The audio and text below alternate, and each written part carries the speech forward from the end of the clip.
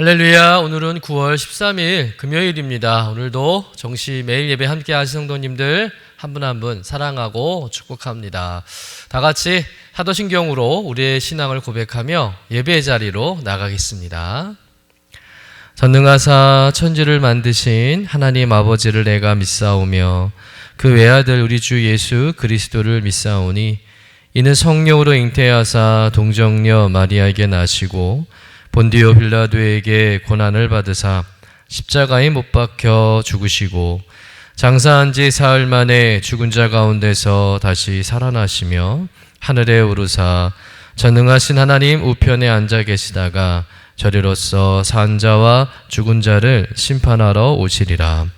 성령을 믿사오며 거룩한 공회와 성도가 서로 교통하는 것과 죄를 사하여 주시는 것과 몸이 다시 사는 것과 영원히 사는 것을 믿사옵나이다.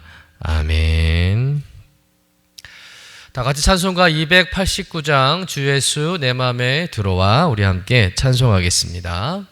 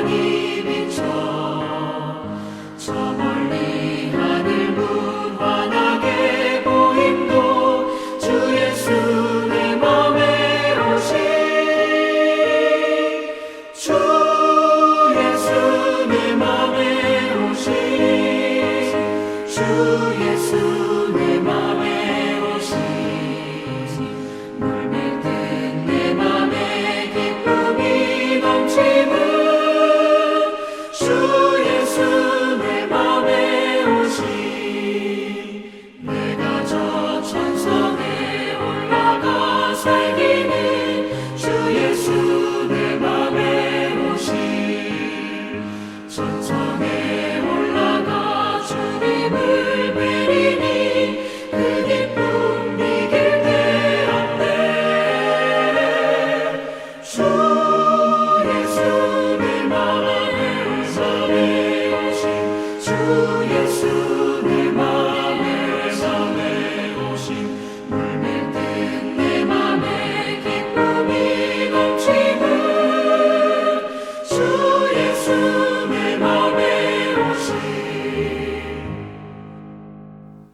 오늘 우리에게 주시는 하나님의 말씀은 느헤미야 7장 61절에서 73절까지의 말씀입니다. 함께 받들어 읽겠습니다. 델멜라와 델하르사와 구룹과 앗돈과 임멜로부터 올라온 자가 있으나 그들의 종족이나 계보가 이스라엘에 속하였는지는 증거할 수 없으니 그들은 들라야 자손과 도비야 자손과 느고다 자손이라 모두가 642명이요 제사장 중에는 호바야 자손과 학고스 자손과 바르실레 자손이니 바르실레는 길앗 사람 바르실레의 딸 중에 하나로 아내로 삼고 바르실레의 이름으로 불린 자라. 이 사람들은 계보 중에서 자기 이름을 찾아도 찾지 못하였으므로 그들을 부정하게 여겨 제사장의 직분을 행하지 못하게 하고 총독이 그들에게 명령하여 우림과 둠빔을 가진 제사장이 일어나기 전에는 지성물을 먹지 말라 하였느니라.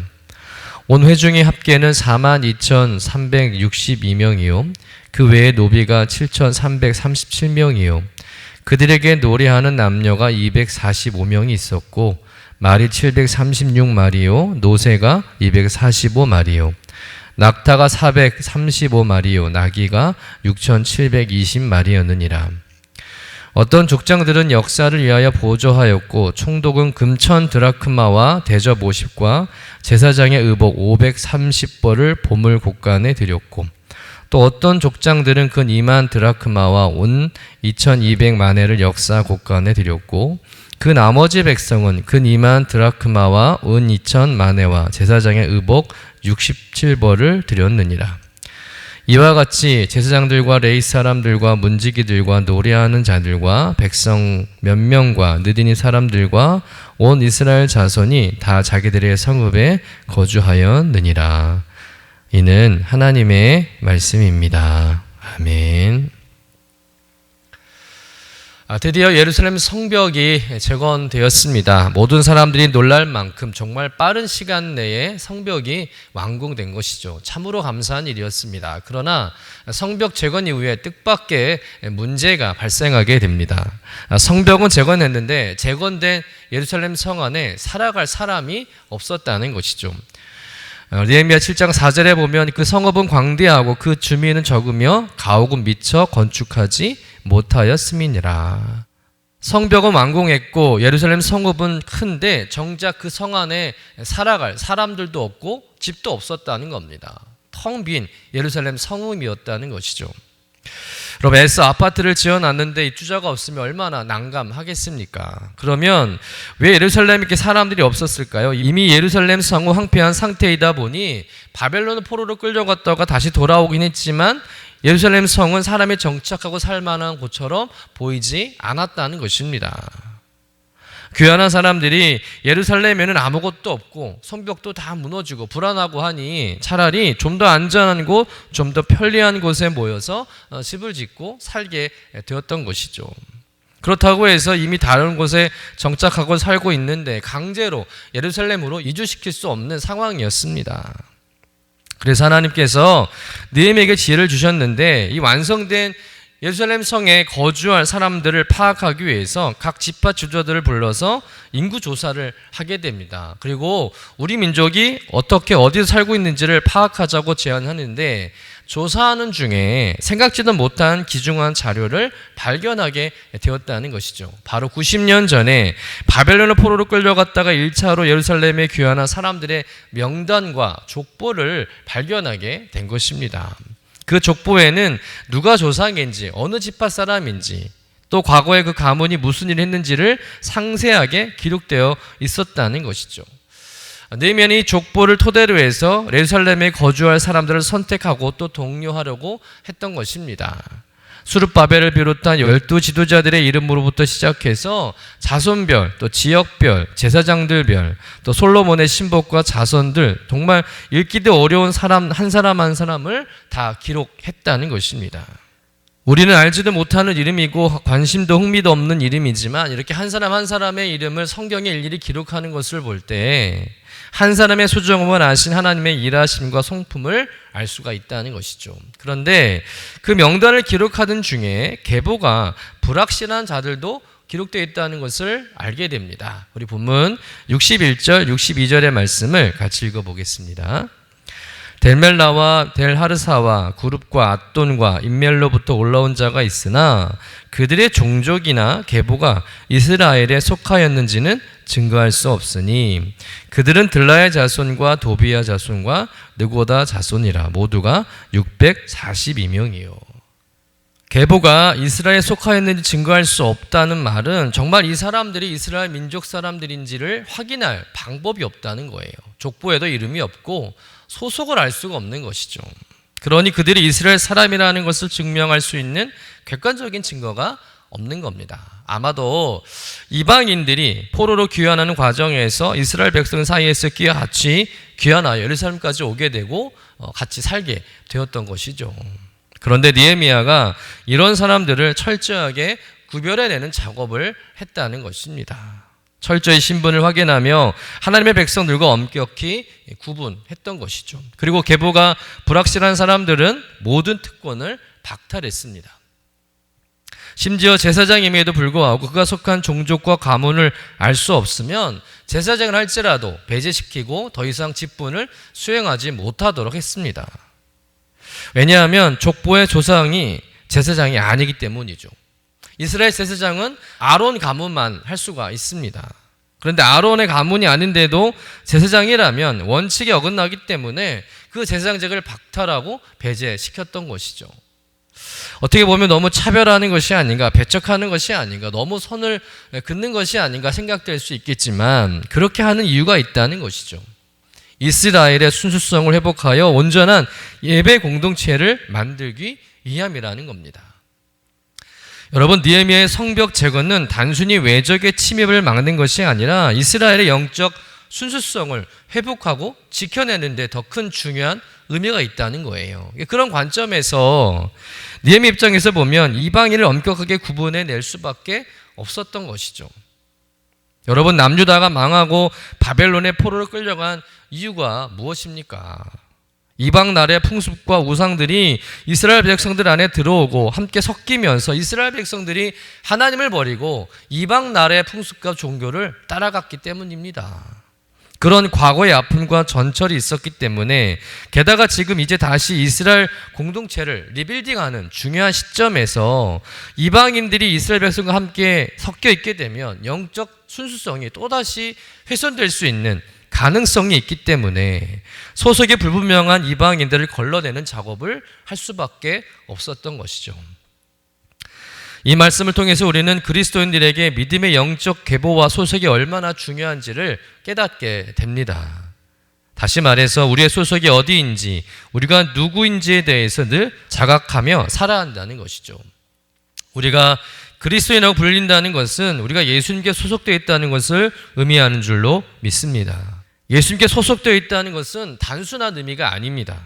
예수님을 구주로 믿고 영접하고 예수님을 온전히 따르는 것을 의미한다는 것이죠.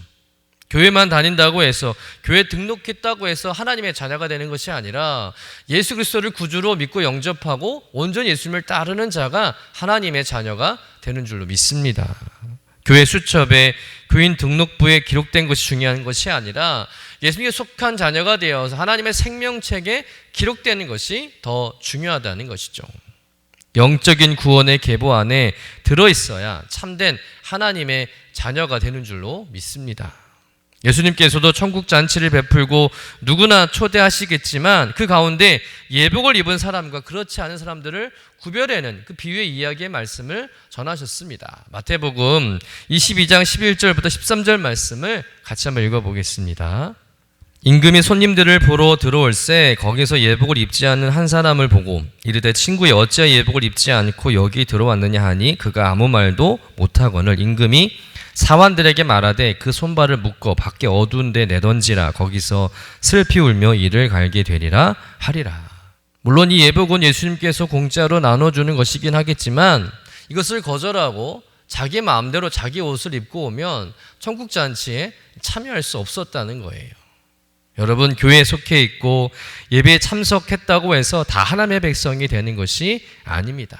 다 천국에 들어가는 것이 아니라는 것이죠. 부모님이 믿음을 가지고 있다고 해서 나도 부모님께 속하였기 때문에 그대로 하나님의 백성이 되는 것이 아니라는 거예요. 내가 예수 그리스도를 믿음으로 고백하고 그것을 삶을 통해 나타낼 때 내가 진정 예수님께 속한 하나님의 자녀가 되는 것인 줄로 믿습니다. 종종 교회 다니면서도 세상을 끊지 못하고 소속이 불분명하거나 주님을 사랑한다고 하면서도 세상을 사랑하는 사람들이 있습니다. 온전한 믿음이 아니라는 거예요. 사실은 믿음이 없는 것이죠. 특별히 직장에서, 학교에서, 가정에서도 예수님께 속한 사람으로 믿음의 정체성을 가지고 살아야 할 줄로 믿습니다. 나는 하나님의 자녀다. 나는 그리스도인이다. 나는 큰 믿음 신교의 성도라고 당당하게 자신의 소속과 정체성을 드러내야 할 줄로 믿습니다. 자신의 소속과 태도를 분명히 하는 사람을 통해서 하나님은 크신 일을 행하실 줄로 믿습니다. 오늘 하루 세상 속에 살아가면서 나는 누구인가? 나는 어떤 사람인가? 라는 그 질문 앞에 나는 하나님의 자녀이고 하나님의 백성이고 또 예수 그리스도를 믿는 그리스도임을 당당하게 드러내는 신학 영적 계보 안에 살아가는 여러분 되시기를 주님의 이름으로 간절히 축원합니다.